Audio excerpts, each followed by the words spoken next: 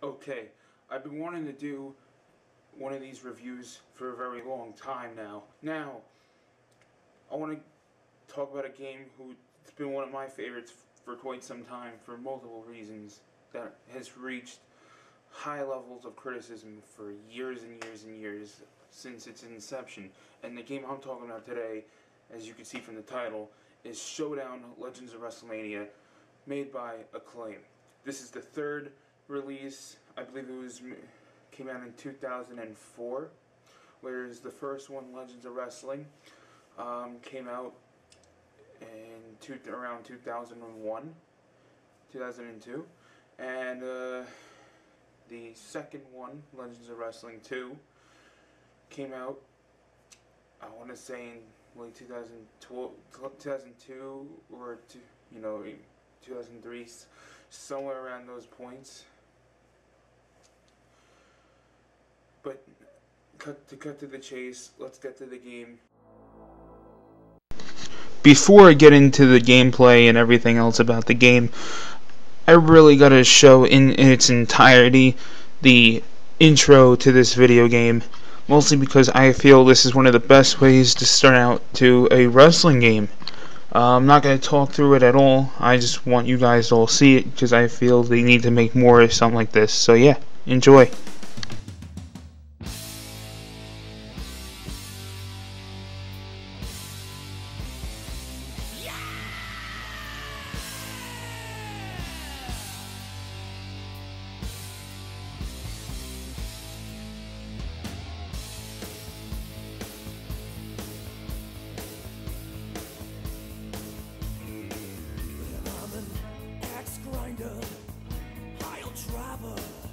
Mama says that I never mind her.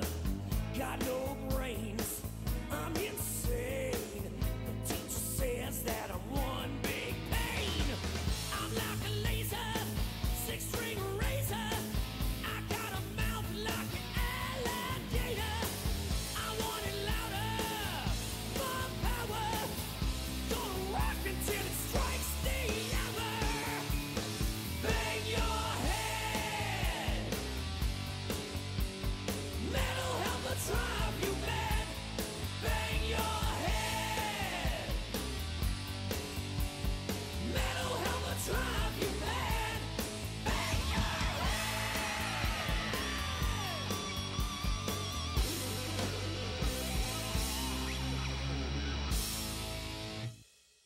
Now that's what a game intro should look like. Show the gameplay. Okay, so you got your start menu, and it's pretty standard. But real quick, we're gonna go into the extras. As you see everything else there, we'll get into a few of them later on. But see, extras, you get the tutorials, and Bret Hart actually covers. Pretty helpful, especially for someone like me who comes back to the game and kind of forgets a lot of the controls, or even someone that's actually entertained by Bret Hart talking about what buttons to press. When this happens, the finisher icon will appear by your wrestler's name to let you know you can use the move. To activate the finisher, flick the right analog stick when you see the icon.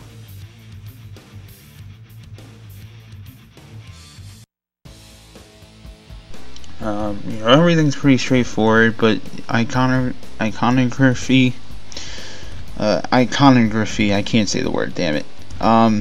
Pretty much showing you like the HUD at the top and things you gotta look out for. Located right under your wrestler's name. It shows changes to your health during the match. More to a lot of the deceased wrestlers at the time, such as like Andre the Giant and Ravishing Rick Rude, the Sabu's uncle, the Sheik, so on and so forth. Which is, I think, really nice. So everything else is pretty straightforward. Well, we're gonna go into match play, and before we get started with the gameplay, something called Classic, which Classic, you see a lot of classic matches. I completed everything. This is pretty much everything from WrestleManias to Starcades to a whole bunch of classic feuds. And I'm gonna feel like it's appropriate now to mention it. The one of the main cons with this game is there's no Ric Flair. You know, in all 3 installments of Legends of Wrestling, there is not one sight of Ric Flair, which is sad and confusing because, yeah, at the time you had the WWE SmackDown games, but Eddie Guerrero was in there, Rob Van Dam was in the first one. It doesn't make any sense to me, but what are you gonna do? You can always create them, but not the same. So now let's look at the roster. You got a pretty nice roster. You got the Sheik, you got Ricky Steamboat, you got Bruno Sammartino, you got Abdullah the Butcher. Trying to find Bruno actually. There he is. Yeah, right there. You know, Big John Studd. You know, just a whole collage of guys. I mean, I just didn't understand why Sabu or Eddie Guerrero were in there, but hey, at least you have a fast-paced ladder match. So, and you actually get 4 attires for these guys, which is kind of like WWF No Mercy and all those games. So I'm gonna choose Sting. You know, it's cool to have a classic Sting and then a pro Sting. And we're gonna go against Owen Hart now, which is a pretty cool dream match. So now let's get into the arenas.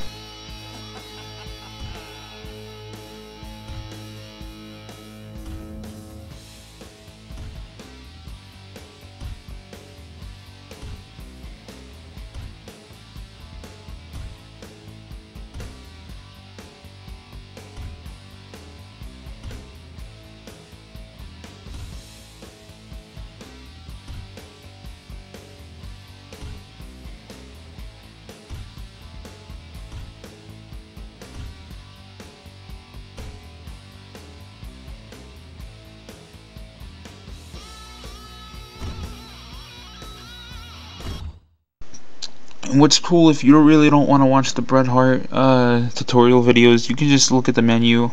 If you want to just play it for a little bit or test the waters, you can do that just by looking at this. So yeah, and now you get the intro. You got Gary Capetta, who's an announcer for many years in WCW. Welcome you to the Garden and tonight's main event. So, as you can see with the graphics are pretty good. The arenas are excellent. You know, I mean, obviously the graphics aren't going to be like, you know, today's quality, but then again, this was like 2003, 2004. This was almost 10 years ago, if not 10 years ago. So, yeah, pretty cool. I'm thinking maybe it was 2004 because I do remember SmackDown Here Comes the Pain being out around the same time. You see it is they got a really weird ghosting effect, which it's awkward. It is strange, and it has been talked about, but it's not something to not play the game for. It's just something a little awkward. I think it has something to do with the lighting, because I don't really see the ghosting effect when there's tag team entrances, and when there's tag team entrances, there's not really any lighting. At least when it's like 2 random guys, like say Mr. Perfect and Sabu, or whatever. Okay, so listen to the commentary.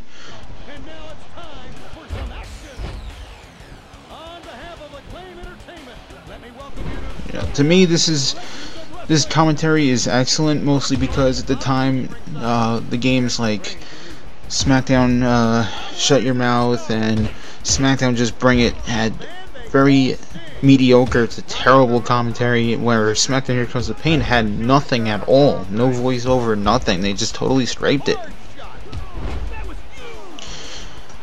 Which, this is pretty cool though, to have these 3 guys announcing and even telling stories.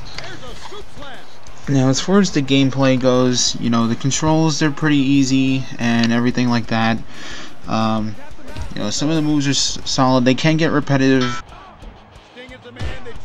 People gotta remember, Okay, when you have, say, a game that, you know, is trying to replicate stuff from the 80s, it's gonna be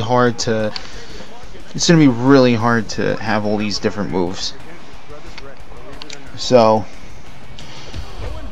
as you could see, you know, previously just shown, there's some collision detection. The AI acts a little weird, and you know, not the greatest example, but you know, if you ever play this game or see more reviews, you will see what I mean. Which I can understand why some people would be turned off, because you know the gameplay is pretty important. But hey, as long as the controls are easy, I'll play it. So to hit your finisher, you gotta build up the yellow bar up there, which you saw.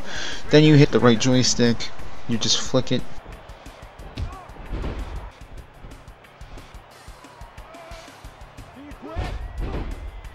Now we're going to challenge mode, which is pretty much the story mode, and we're gonna choose our guy, which, yeah, we'll choose Hulk Hogan. Pretty much what this story is, you know, it kind of has your own story mode, I guess. I haven't really played as too many people in this, but you start off in the 70s.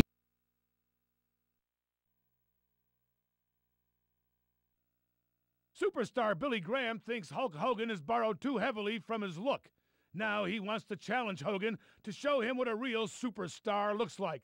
Hogan must take out this legend and show the world that there's a new superstar on the rise. I mean, I'm sure it varies on who you play as, but you pretty much play through the matches, which it's kind of like any other wrestling game. Well, not any other wrestling game, but it's pretty much like most, where you just gotta play as one guy and go through pretty much a gauntlet. And you progress, your attire changes over the years, you know, because you'll go through like the 80s, then the 90s, and so on and so forth, which is pretty awesome.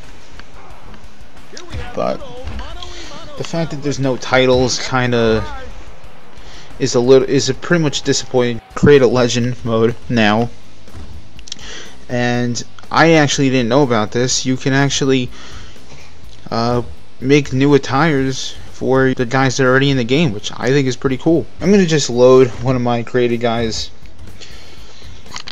As you see here, you got the Undertaker, and you know, you got all the different vests and shirts, things like that. You know, like Bam Bam Bigelow's attire, and you know, it's pretty cool, pretty interesting. I mean, it's pretty straightforward. Nothing too extravagant. So now into the pros and the cons. You know, the pros: great intro, you know, solid roster, great commentary, great choices for commentary, interesting concept for story mode. The cons, obviously, collision detection. The ghosting effect really isn't a con, it's just awkward, but there's nothing you can really do with that. The collision detection is weird, like, say, like, if I'm laying on the ground, or if say I do, like, a drop kick, next thing I know, I'm, like, in a, position where a guy's about to do, like, a DDT or a pile driver or something, and it's just really weird, clipping problems. You know, the fact that there's no championships, the exclusion of some guys like Ric Flair and Shawn Michaels and The Undertaker, and a lot of guys that at this time I would feel had the right to be legends. Like, if Eddie Guerrero and Sabu were able to be in there, why couldn't those guys be in there? So I didn't understand that. I'm not sure how many unlockables there are, or if any. Considering I never really unlocked anybody. If not, then yeah, that's a con there. But overall, I gotta give this game a good 7 to 7.5 out of 10. I would definitely recommend playing it if you're an old school wrestling fan, or if you're even, you know, a younger fan, you know, say like in your 20s or even younger, that want to know more about this business. It's a nice history lesson. And speaking of games and history lessons, I'm eventually gonna cover WWE Legends of WrestleMania. So, that's this review, and hope you enjoyed it, and yeah, take care, guys.